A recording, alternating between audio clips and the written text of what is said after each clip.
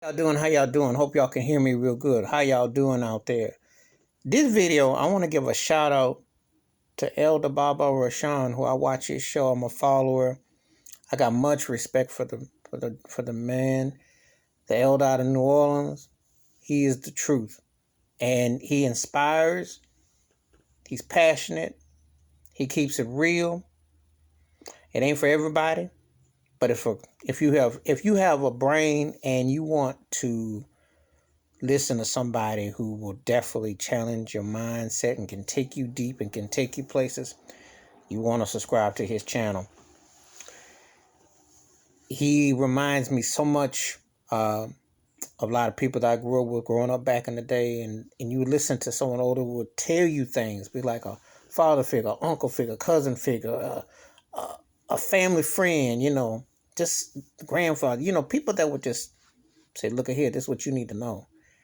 And the reason why I want to give him a shout out is because, well, he gave me a shout out on a video I posted about a week ago, but I want to give him a shout out because he came up with a very powerful video about the generation, this generation, and the way it was back in the day. And it hit home because it's true. You can't whip your children no more, get the switch. The disrespect is loud and clear.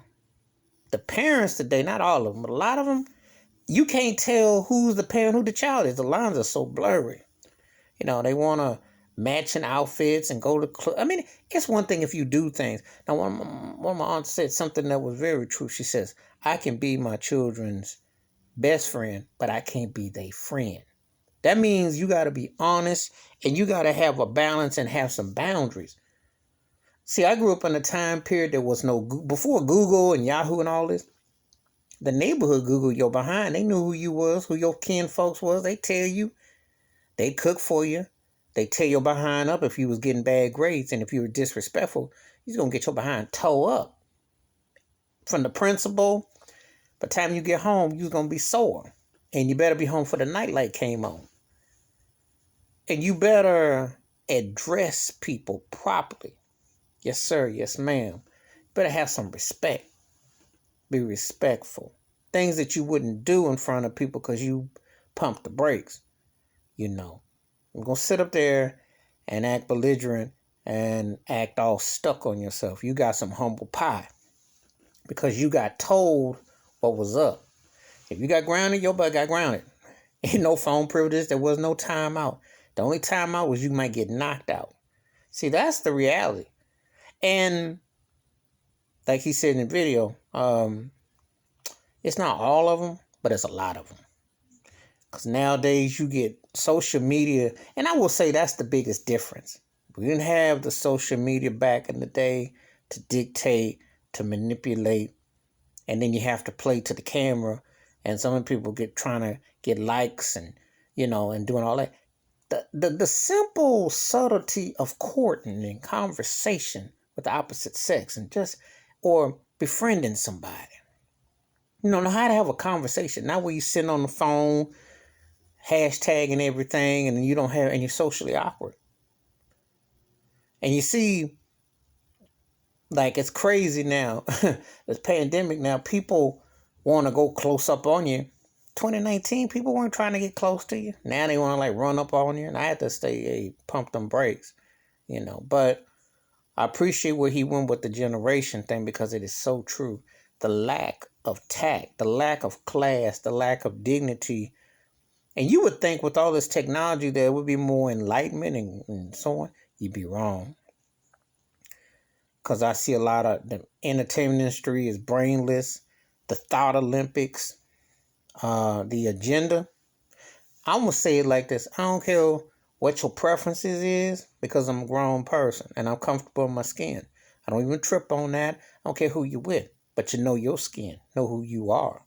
Know your value. Know your worth. Don't get caught up here being go along, get along. If it ain't you, stay in your lane.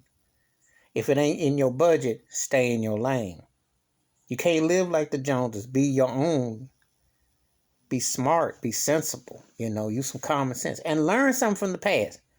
Back in the day, we couldn't wait to learn about not only a family tree, because there was no Ancestry.com, had to learn it, but then also listen to older music, listen to things and learn things.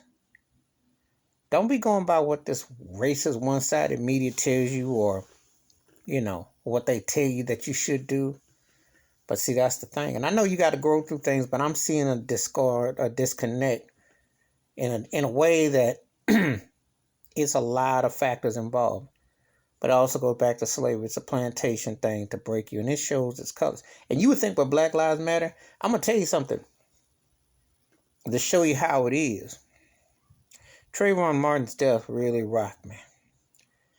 As a young man, never got a chance to see adulthood. Michael Brown and Ferguson, same thing. You see these deaths, you would think, because I'm going to tell you something. Emmett Till was before my time. And Trayvon Martin is well past in my time. But I'm going to say it like this, it still impacts. But I was part of the Central Park 5, remembering that very well. Same age as those guys that Rudy Giuliani and Donald Trump was snickering and couldn't wait to lynch. Point is this. It's not an age thing or a generation thing. We be connected.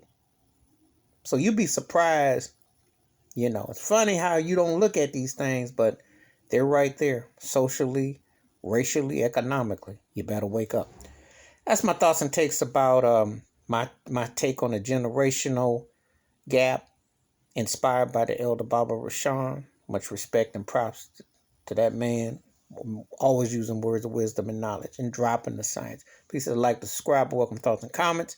And I do respond, thank you. And when you can get inspired, you want to tell it. You want to tell it. Peace.